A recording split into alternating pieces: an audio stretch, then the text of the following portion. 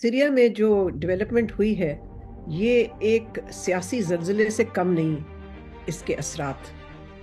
और मैं तो कहूँगी कि ये एक साइज़मिक जियोपॉलिटिकल इवेंट हुआ है जिसके बहुत दूर दराज असरात और कॉन्सिक्वेंसेस होंगे पूरे मशरक़ वस्ता के लिए, बल्कि मैं समझती हूँ कि दुनिया पे भी इसका इम्पैक्ट होगा।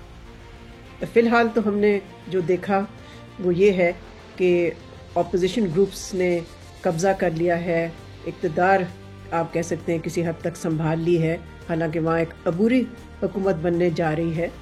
लेकिन जो ग्रुप्स अब हैं वहाँ जिन्होंने कब्ज़ा किया है, पहला सवाल तो ये होता है कि क्या उनमें यकजहती पैदा हो सकती है कि वो सीरिया को एक तरह से स्टेबिलिटी दे सकें, अमन दे सकें। तो ये तो बहुत ही अहम सवाल है।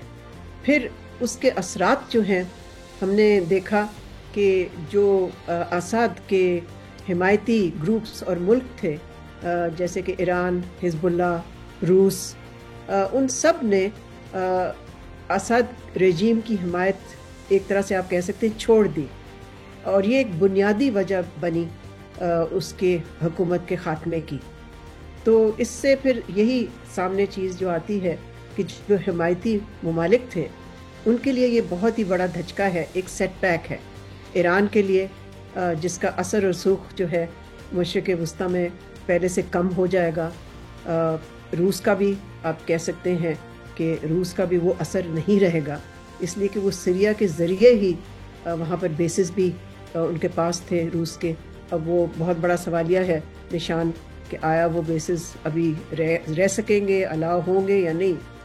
ईरान ने भी अपने बहुत सारी जो उनके ऑफिसर्स वगैरह थे वहाँ पर, मिलिट्री ऑफिसर्स, उनको वहाँ से निकाल लिया है मुल्क से, ज़ाहिर है एक एग्रीमेंट के तहत।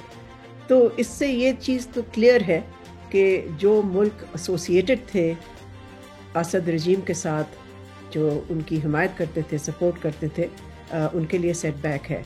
लेकिन टर्की जिसने कि हिमायत की अपोजिशन ग्रुप्स की, ज़ाहिर है वो बहुत ही बड़ा गेनर है। मैं कहूँगी एक तरह से आप कह सकते हैं कि सबसे काफ़ी हद तक फ़ायदा जो हुआ है इस सारी तब्दीली का वो टर्की को हुआ है।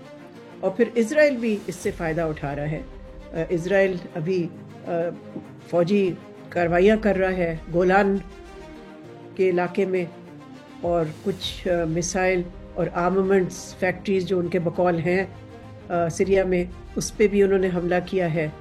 तो इसके असरात तो मेरा ख्याल है बहुत दूर दराज हैं, और सबसे बड़ा सवाल यही है कि क्या वहाँ अमन हो सकती है, ना कि वो मुल्क जो है वहाँ पर हम देखें फॉरेन इंटरवेंशन मुख्तलिफ मुल्कों की, जो हमसाय मुल्क हैं ज़ाहिर है वो भी तो अफेक्टेड हैं।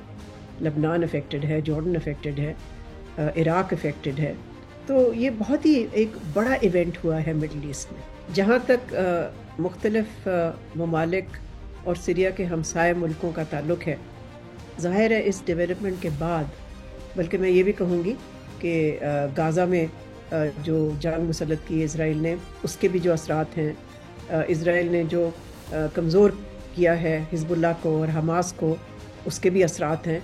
तो इस सारी डेवलपमेंट्स से किसी हद तक आप ये कह सकते हैं कि मशरिक़ वस्ता का जो सियासी मैप या नक्शा है वो बदलेगा, इस हवाले से कि जो बैलेंस ऑफ पावर पहले थी उसमें तब्दीली आएगी।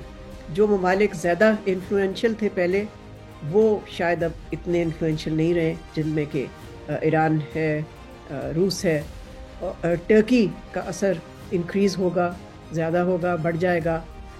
और इज़राइल तो लगता यही है, अफसोस से कहना पड़ता है ये, कि इज़राइल की जो डोमिनेंस है इस खित्ते में वो शायद बढ़ जाएगी। मज़ीद न्यूज़ अपडेट्स और डिजिटल स्टोरीज के लिए सब्सक्राइब करें डॉन न्यूज़ पाकिस्तान।